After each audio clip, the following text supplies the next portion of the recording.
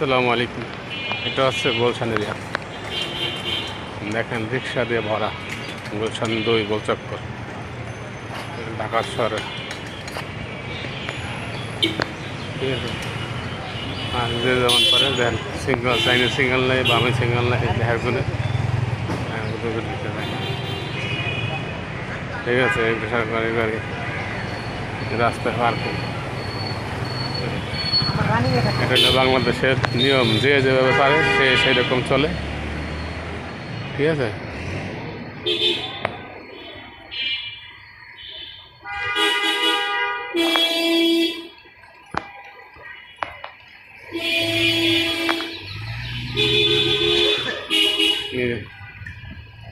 রাস্তার উপরে গাড়ি তুলতেছে, বাস গাড়ি, প্রাইভেট কার, অথচ কিন্তু পার্কিং না।